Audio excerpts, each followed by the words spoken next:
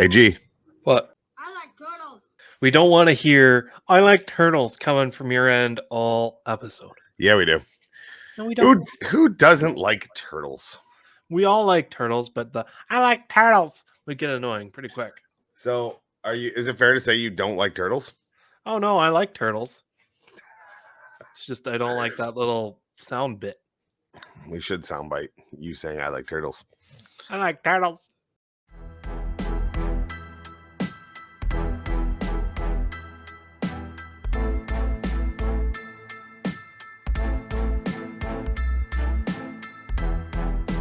Hey everyone, I'm Brad from Calgary. This is Sean from Cambridge, Ontario. I'm Terry from Cornwall, Ontario. Hey, this is Larry from Pitt Meadows, British Columbia, and you're listening to the Towing Life Podcast.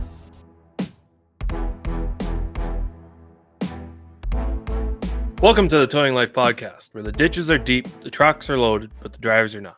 I am your host, TowManG, and as usual, I am joined by my co-host, friend, and former co-worker, the man with very strong opinions, Mr. PlainGuy. How you doing today, G? How you doing? Oh, not too bad. Just on my weekend off. Just living the dream. How about yourself?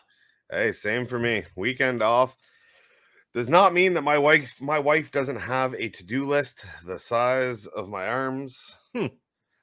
She has had me going all day today. The snow is finally starting to melt in our area. The backyard is a soupy, swampy mess, but that hasn't stopped me from trying to get the patio furniture out, get the barbecue out, get the fire pit out, get it cleaned up, find all the surprises my wonderful dog has left me all year that got buried.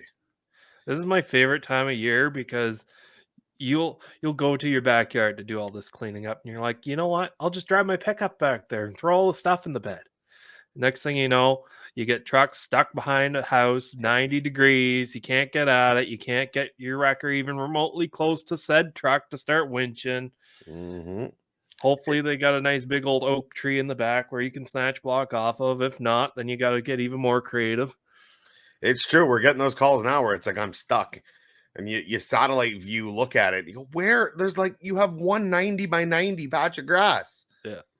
That's where you decided to, to park. I mean, come on. We went from, a foot of snow on the ground to 20 degrees outside. Everything melted, and people forget that it takes a little while before the ground gets hard again. Yeah. I had actually in the spring, this one lady, I pulled her out twice in the same spot, 2 separate vehicles. And the first time I was there, I pulled her out. I was like, don't drive back here again. Like, you're in a real low-lying area next to the lake. Like, you're not going to do well. And then 3 days later, went back there, got stuck again with another vehicle, pulled her back out. I was like, seriously, stop driving back here. She was like, oh, I'm just going to gravel the whole thing so I don't have this issue next year. It's like, okay. You gravel your whole backyard. Good luck to you. So, G, before we get too far into it, though, it is a good time to mention, guys, it is very important. We do have a live episode of the Towing Life Podcast coming soon. We will be live Sunday, April 3rd at 7 p.m. Eastern. You can find it on YouTube and Facebook are the 2 spots. If you can't tune in, don't worry. You will have a chance to catch it again that week on Spotify, Amazon Music, Apple Music, Google Music, anywhere and everywhere you get the podcast. But if you can, try and hop on for that Sunday live episode. Again, if you haven't already, head over to the Facebook page at the Towing Life Podcast on Facebook. You will find us there. You can follow. There's an event created. Be sure to check it out. We have been working with some wonderful sponsors and supporters of the show. We will be providing some giveaways to you guys on the show. You have to be in the live show to win the giveaway. We do have one that we're in the works. I hope it works out. Right now, we do have Tow Canada magazine that has stepped up.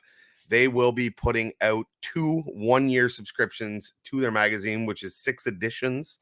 They put one out every 2 months. There's awesome, great content. You'll see a bunch of them hanging up behind me.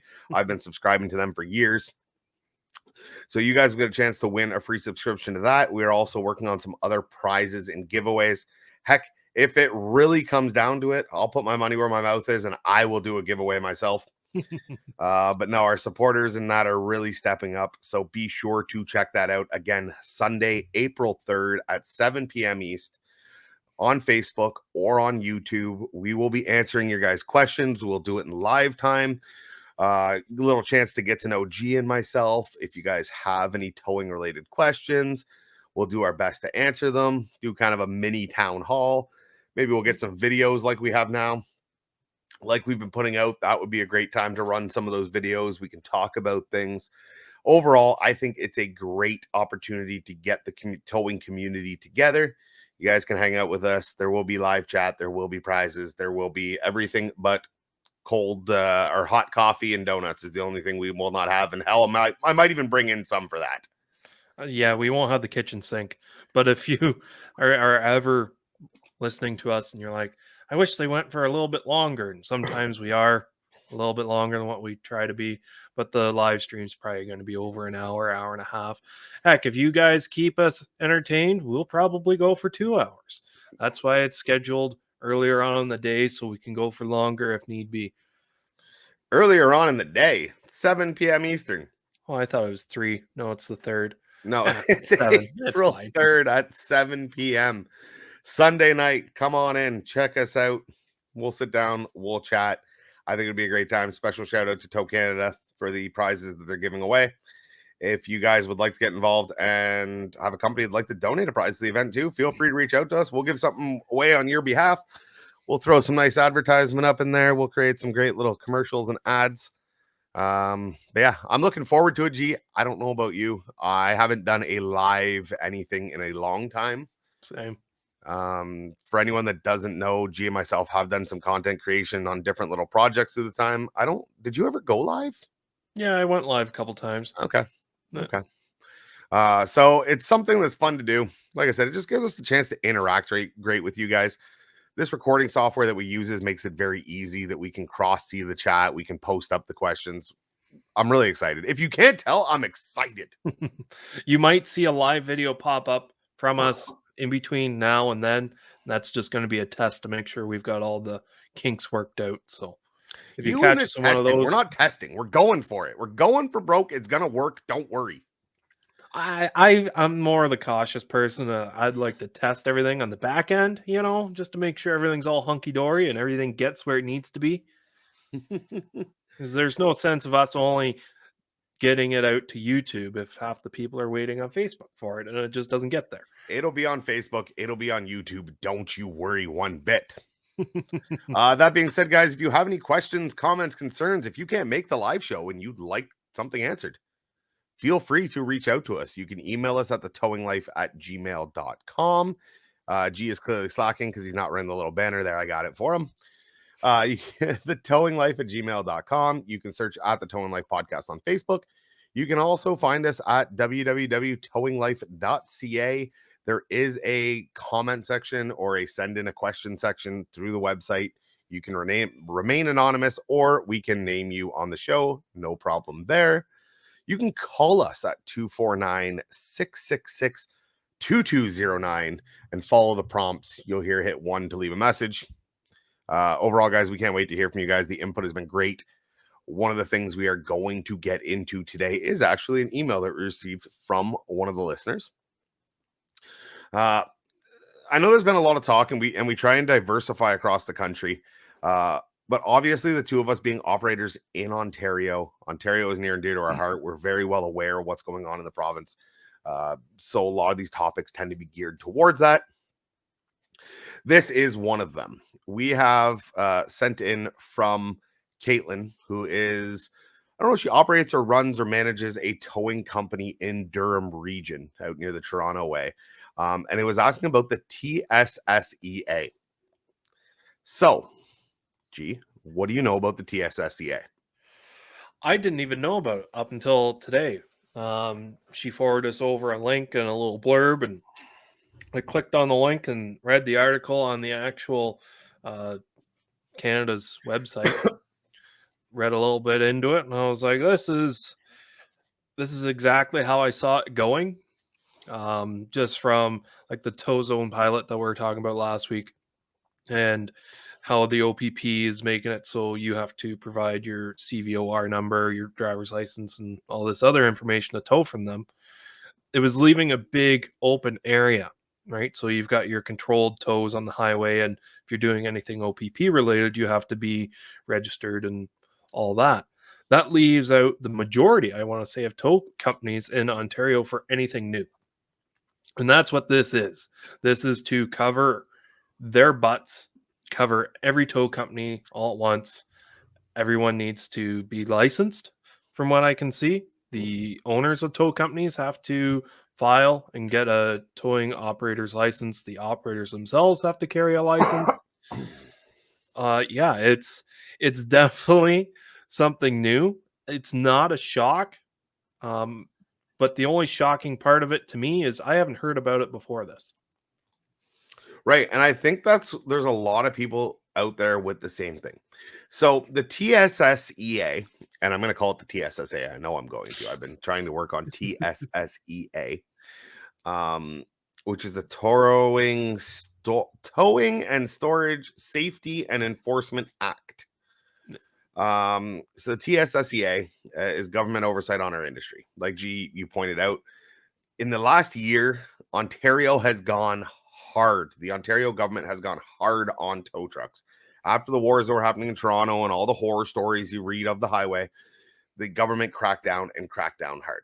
So the ministry is proposing regulations under the TSSEA and the Highway Traffic Act that outline requirements for industry to follow and how the TSSEA will be overseen.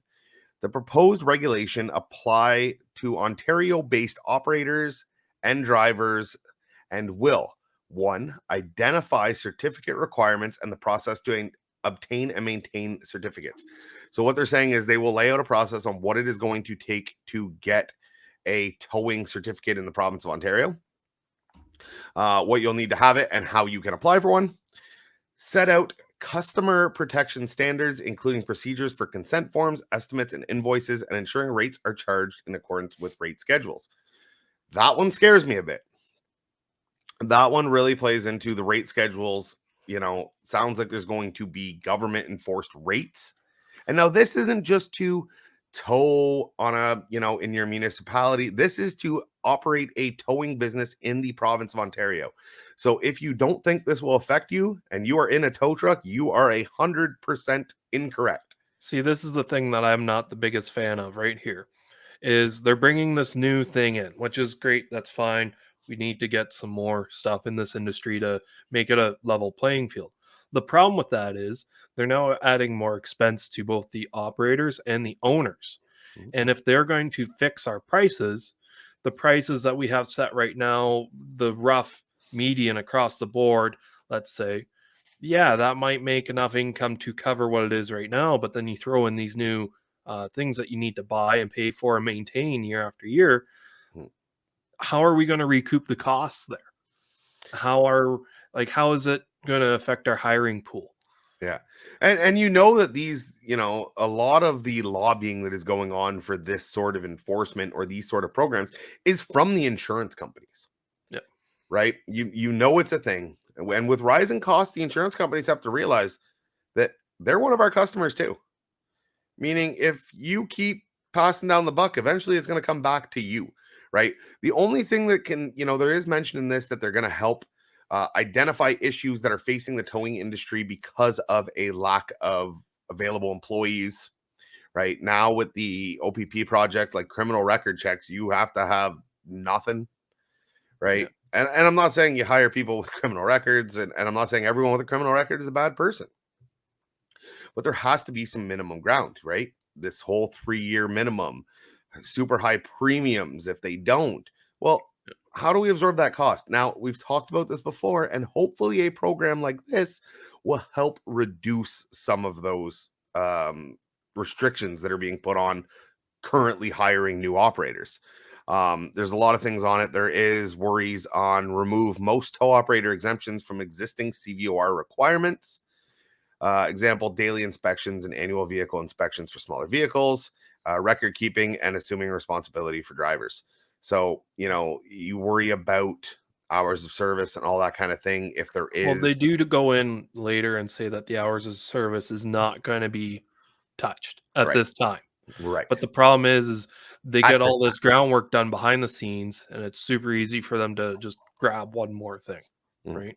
Now, I don't think they're ever going to go after our hours of operation or hours of service, just because the same. You're working on the roadside. Most people who work on the roadside full time, they don't have those hours of operation, just because, like the crash truck people and snowplows, in certain circumstances, they can just work as long as they need to within reason. Mhm. And I don't think they're going to go after us for that. But what I also don't like is the part that you just brought up about the circle checks. Does that mean normal tow trucks hauling cars and not freight needs to do a logbook? Oh no, because the Or logbook is your hours. The logbook is your hours. Your circle check should be done on a commercial vehicle every morning, yes, right? And there is apps to make it a lot easier now. We have one when it comes to doing the circle check, and it's all tracked through the app. It goes over section by section. You sign off, put your mileage, your location, everything like that. Those should be done. The logbook only applies to your hours of service, and it is a very strange Ontario exemption. Us down by the eastern border, Quebec has within a reason, and there's lots to play with. I'm not against it, but I don't like it, if that makes sense. Yeah. Meaning, we obviously want even standards across the board. And what I mean by that is that if we are going to do this, I want to see, the province to the east, the province to the west, everyone do it if it works this well. If not, let's work with them to figure out something that is unified across all provinces. A company like ours being close to the Quebec border is issues with that, right? What applies here doesn't apply here. What applies over there does, and it's confusing. Yeah, it's confusing, and it already muddies the water of what we know is a confusing gray area that the towing industry as a whole operates within. yeah. So that being said, with this program, it isn't said and done yet. It has passed, but it is not. It has received its royal assent, but they are still working on the details. There is a chance to have your comments in, your voice is heard on it. Comments are due by April 1st, 2022, which, if I'm looking at the schedule, would be next Thursday. If you guys are listening on Tuesday when the episodes come out, Yep. would be next Thursday. So you have a week to get together. We will post a link. There's an email address that you can email towing@ontario.ca for any of your concerns. Thank you, Caitlin, for reaching out and bringing this topic up, because big changes are coming to the industry. And, a lot of companies are going to hurt. Some are going to thrive. And, this is your chance. You're not going to stop it. Let's set that story. Let's set that straight. It's coming.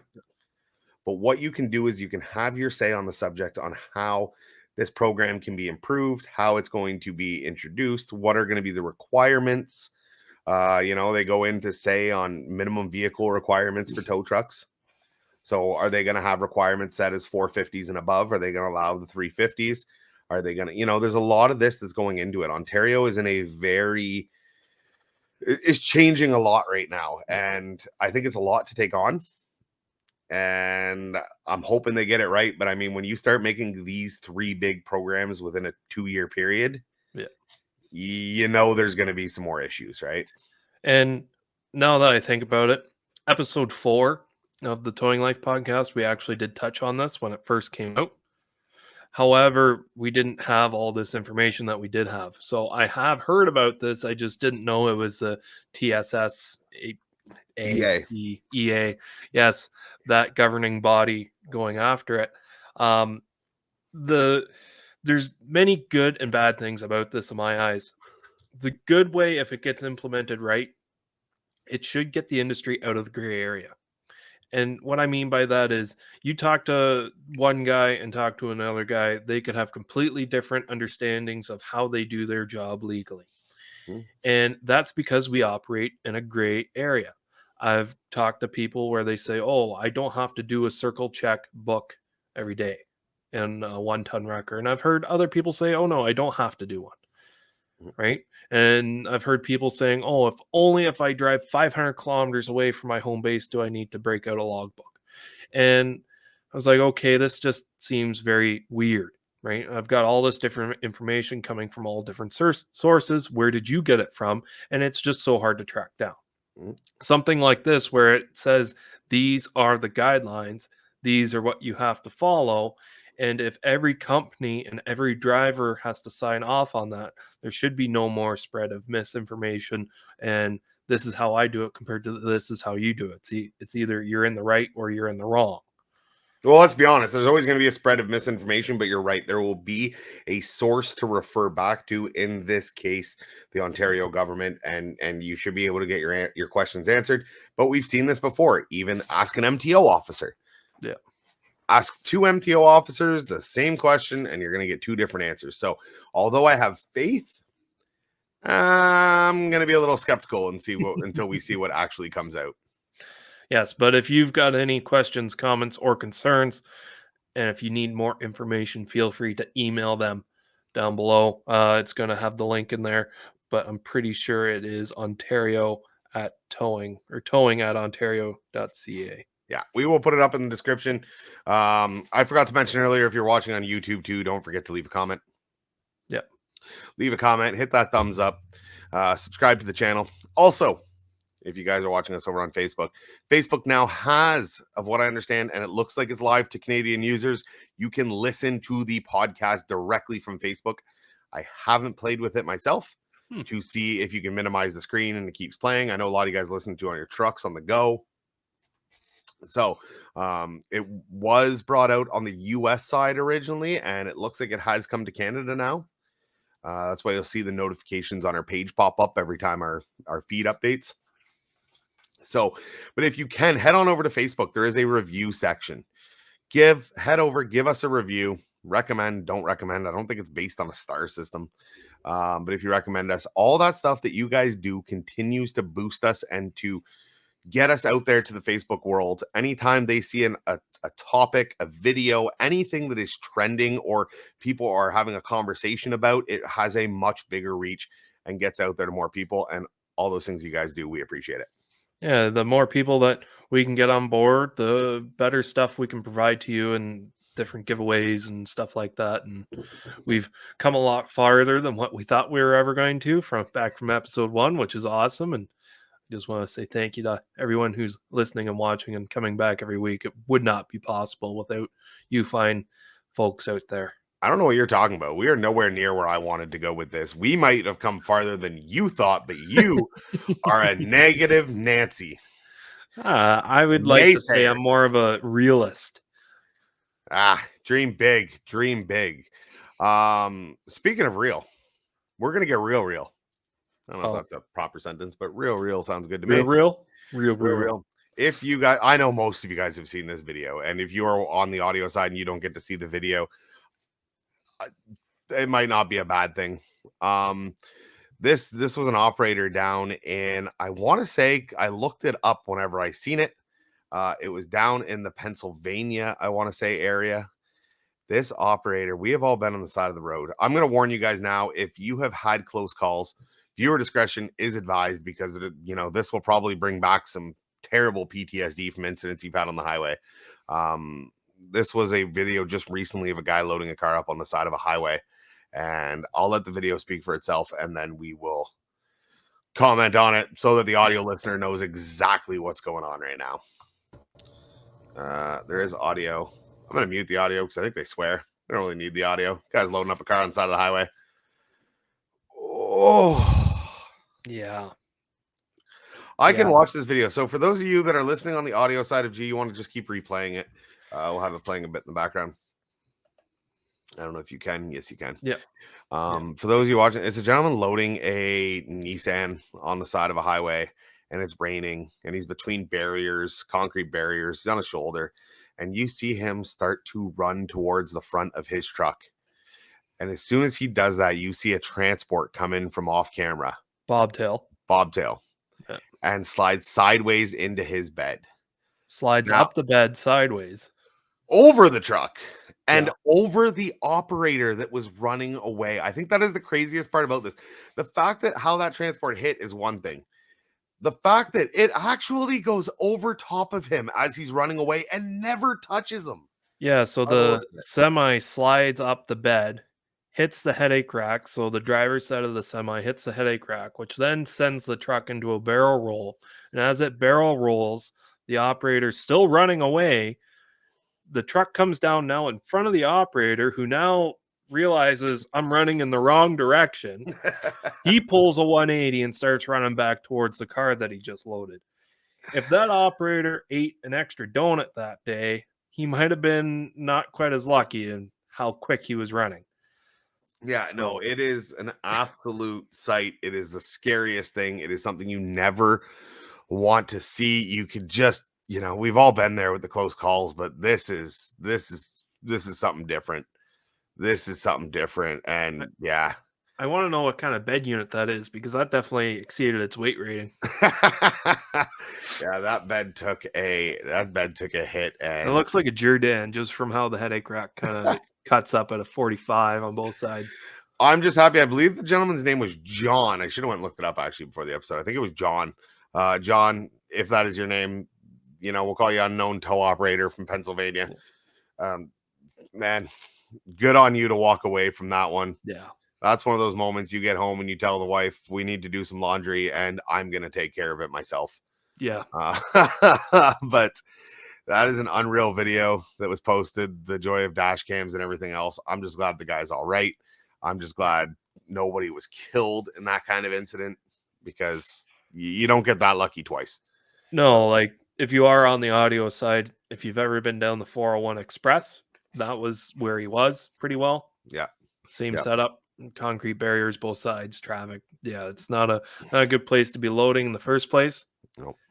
And I hope he went out and bought a lottery ticket that day, because one lucky son of a right there. Yeah. No, you don't. Like I said, you don't get that lucky twice in life. So no, go home, hug your kids, kiss your wife. Yeah, hug your dog. I'm gonna try and get an episode where my dog hangs out in the background with us, but the concern was always we wanted to do it, but she's gonna hear something, she's gonna start barking, and it is gonna get real loud in here real fast. Your dog is pretty cute, but is it really worth the aggravation if she sees a squirrel? I mean, if I see a squirrel, I get kind of ridiculous. She's even worse. Yeah. This is So one of the things I want to talk about, because we've had it recently, and this is a topic I think we've never talked about, but I know that we've both personally encountered multiple times, whether it be working together or working apart, and that is personal ride-alongs, right? That is anybody other than a customer or an employee riding in a truck. It is not limited to wives, girlfriends, kids, friends, whatever the case may be. What is your opinion? What is your take on it? What is your company policy on it? Gee, I'll let you start off on that. Do you guys have a policy when it comes to anyone other than an employee or a customer riding in the truck? So as it stands, I am one of the only operators that doesn't normally have a passenger with them. My manager, his girlfriend comes along with him all the time. We have one gentleman who drives for us. His wife sometimes dispatches for us as well, so she's with him all the time.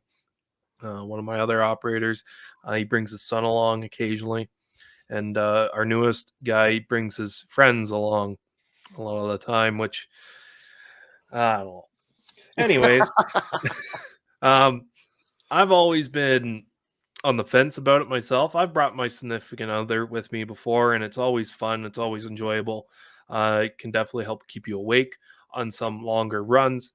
During the past 2 years, it's been beautiful because most of our customers have actually been out of the vehicles. It has had to bring me up to a conversation with someone who wanted to ride with me and said, well, why is she in your truck already if you're not allowed to take passengers? And then I just state, well, she's in my bubble. She lives with me. So if I was infected, she would be infected too, type thing. Now, having passengers also depends on the truck that you're in.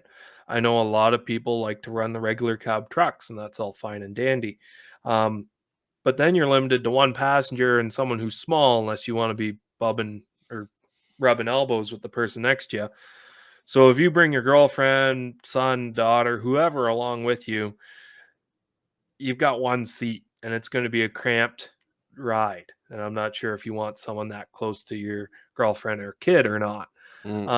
So it's really a weird place to where if you've already got her or your passenger, your significant other, whoever in the truck with you, and you show up and you get to this call and you see someone who needs a ride.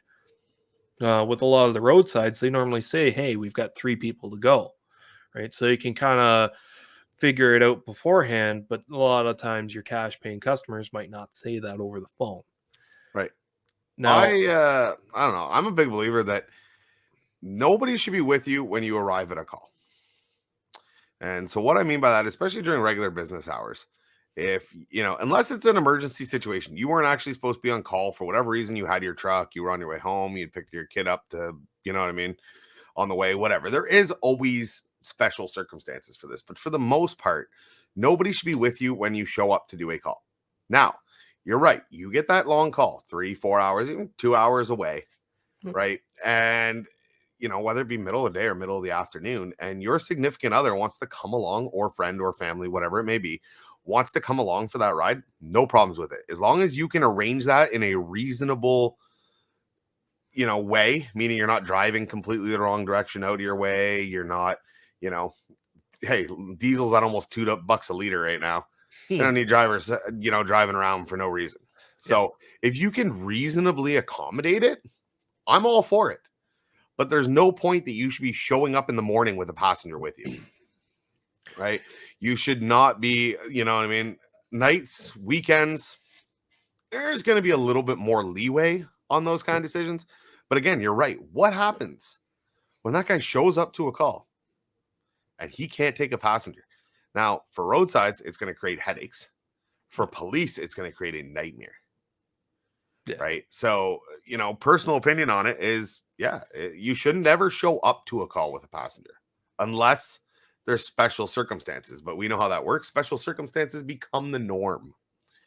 And guys will try and push that. And, in my opinion, even less so when it's an hourly employee. If it's commission, it's kind of one thing. Hourly employee, you are paid by the hour. You are not there to fraternize. That's like bringing your wife into the office with you to sit next to you while you do work that day. That doesn't apply. Towing is different, but there's still a certain level of standards that we got to follow.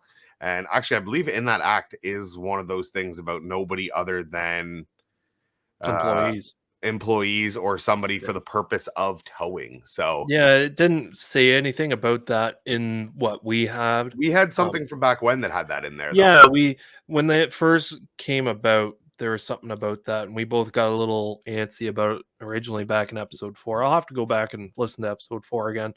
But like if they say you're not allowed to have any passengers, and I do kind of agree with that, because it also comes hand in hand with the insurance that you run on your trucks. Because we're not a cab, we're not a taxi, and taxis need special insurance for hauling people other than their family. And I'm not sure if tow trucks has that added premium built into their packages. I don't know. I don't pay for a towing insurance. If someone who does knows that they have to pay a little bit extra for that, or if it was ever broken down in your package, please feel free to let us know. Absolutely. But if it isn't, and it's just thrown in there, and now we're no longer allowed to take any sort of people with this bill, if that time does come, hopefully our insurance rates go down. Hopefully. God, that'd be nice. But it could also be a problem where Tim Hortons put up their prices because they couldn't find the beans. And then when the beans came back, they never put their prices back down. Yeah, no, it's like I said, it looks bad on the customer side too, right? If you show up, somebody riding around with you. I mean, if you're training a new guy, that's one thing. If you're, like I said, there is reasons to have somebody with you, but to just because your girlfriend might be a little too clingy, or your kid just can't stop getting in trouble at school, or whatever it may be. We've seen it, all these different kinds of situations, right? I remember, unless it's bring your kid to work day, which I don't know if that's still a thing. I feel like COVID killed that, like it killed everything else. unless it's bring your kid to school or bring your kid to work day, or some special circumstance, of leave them at home. Not to mention, you get a call out on the highway. We don't plan our calls. You get a call out on the highway, and you've got somebody in. Look at this video that we just watched of the truck getting creamed. If they had their significant other in the passenger seat of that tow truck, they no longer have a significant other. If that was their child, if that was their family friend, if that was any of those things, they're not there anymore. No. So if there isn't enough reasons already out there, take that video. Take that video as a perfect example of why you should have nobody in the truck with you that doesn't need to be there.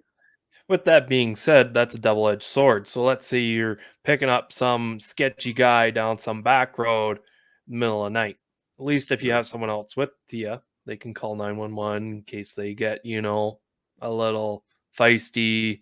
I've had it where people start getting verbal with me late at night because, the dispatcher didn't quote them for dollies for their all-wheel drive car, and I get there and now there's an added charge, and they get upset, right? So at least if you have another set of eyes there, yeah.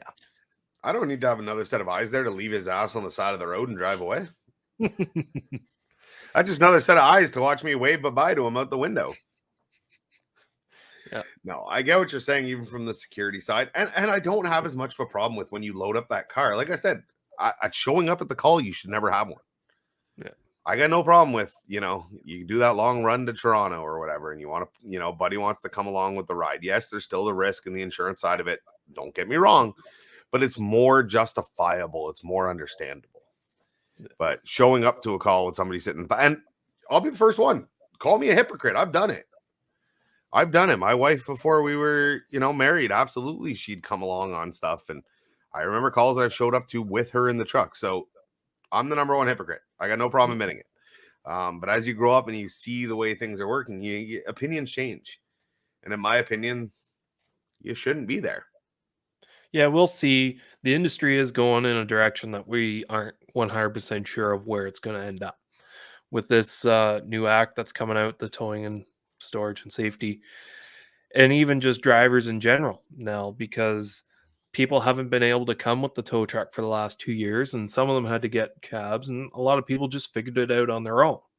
We might see a decrease of customers needing to come with tow trucks, and we might not. We haven't really been outside of the COVID era long enough to really see if it's going to go up or down. Mm-hmm. So this next year coming up is really going to be a turning point for the industry, not just in passengers and who can be in your tow trucks, but in general. Mm-hmm. And to be honest with you, I'm a hypocrite with saying this. If you don't have a DZ license or an AZ or anything over a G, you should go out and get it, right? Because the towing industry might not stay the industry that we know and love. And just being employable is always a good thing. Yeah. My manager has told me that. Yeah. No, it's true. Right? License requirements, the new registration for all this is going to come with it. Do yourself a favor, get yourself prepared, do the research ahead of time. And that's probably the biggest fear, is that we don't want to see people caught off guard by this. Yeah. The worst thing that can happen is you get caught off guard. You don't know what's coming by the time it's, and these are the people that'll then, protest at Queen's Park because, no, we're giving you the heads up. It's coming. Yeah. It's not a matter of if, it's a matter of when. It's already passed. They're working out the details. Have your opinion heard, right? We will put up all the links that the Caitlin had sent us that go right to the Ontario site, so you guys can go there. You can get it together. I'll reach out. I'll see. I know she's worked with a couple companies, it sounds like, to get, their voices, their concerns in a way bundled together so they could send it off. If she's listening and willing to do that as well, I'll be sure to mention to her. If you guys have any of that stuff, send it over to us. Email at thetowinglife@gmail.com. We'll get you guys all in contact. Ideally, when we started the show, the idea was to be a source of not only laughter, entertainment, but also information for the towing industry. And these are important changes, right? How many times have guys been caught with their pants down because they didn't know of these new regulations or changes coming? Let's stop that cycle. Let's get ahead of it. And it is going to be costly, right? I'm just looking at their site here now, and it anticipated costs As it sits, the average percent value cost of around 1.5 million for the towing and storage industry. The proposed regulations under the TSSEA and the HTA are estimated to result in additional annual average percent value compliance cost sector of up to $5 million, with at least $1.5 million in administrative costs.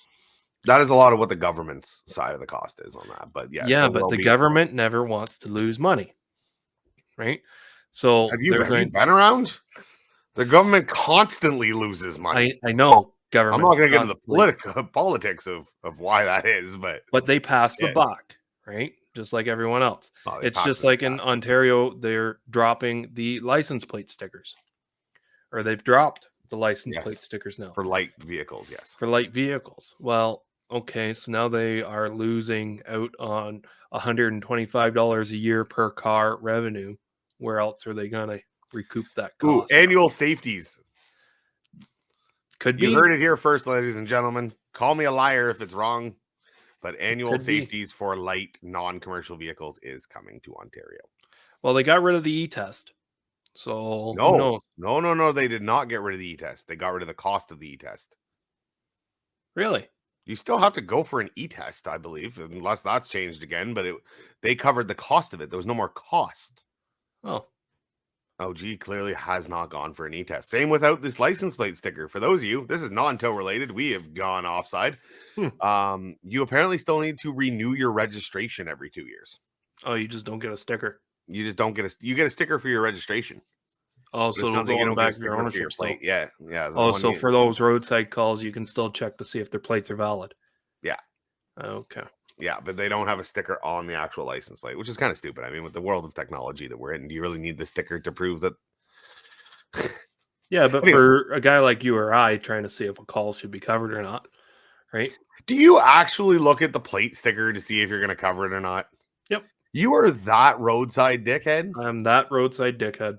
Oh, man, I've used a lot of excuses to get out of doing a roadside call, but I do not believe I've ever used the actual...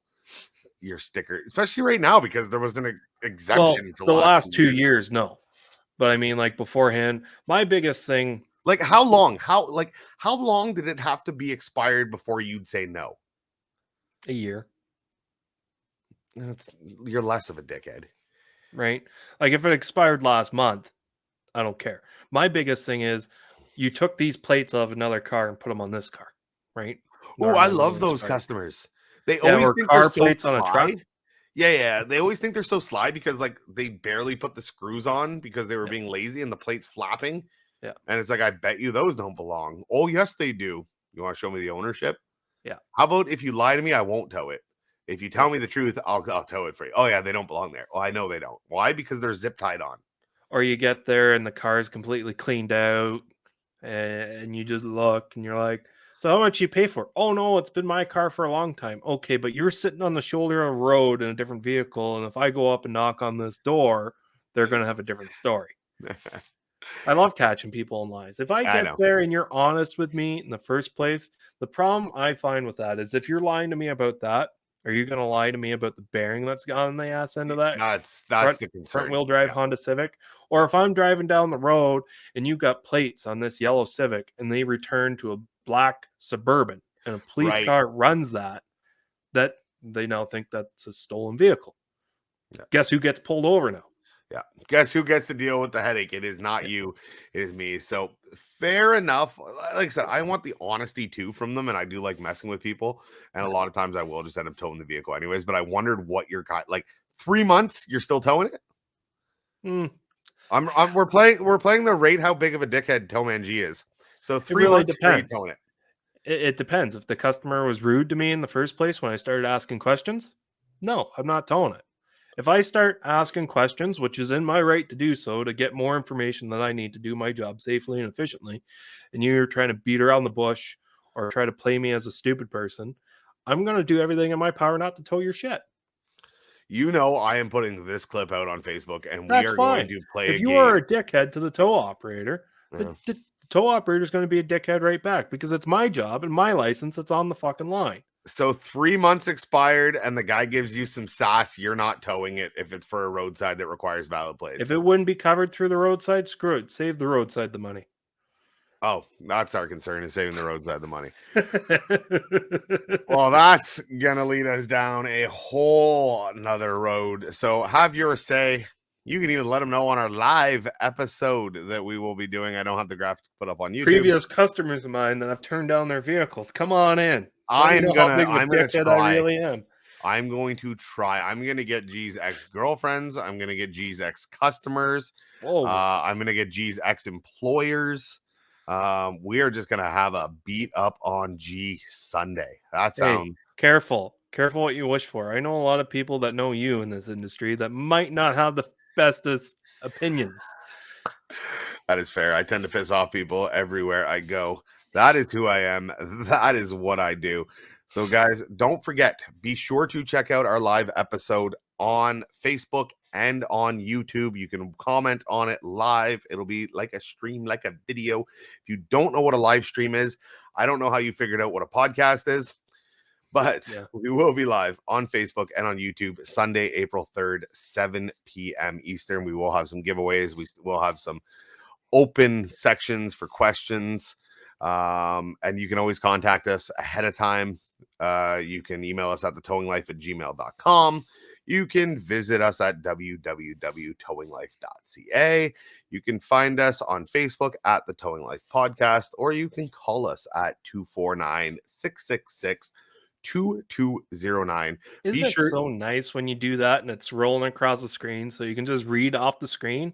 If you haven't been noticing, I have been. That's how I do it now. Instead of finding it in my blurb, I fluff along long enough for it to come back onto the screen. Absolutely. Stop giving away all my trade secrets. What a lot of people don't realize about this show is it is actually, there's very little post-production done. G does nothing. He throws an intro and he throws an outro. I know. I have made this any little bits that, yeah. We made this whole process pretty streamlined, which still doesn't help the fact that we recorded on a Sunday night and we both work the next day, but it is what it is. That's just towers trying to find time. Yeah. So be sure to check us out on those spots. Make sure to check out the links in the description for the TSSEA program. If you are in Ontario, you will want to have your voice heard. Towing@ontario.ca is their email. Absolutely. So on behalf of myself, on behalf of the Wonder Mouthful Man we learned today is a bit of a dickhead, TowManG. Thank you guys for stopping by. We can't wait to see you on the next one. Yes. Have a good one. Toodles. Take care.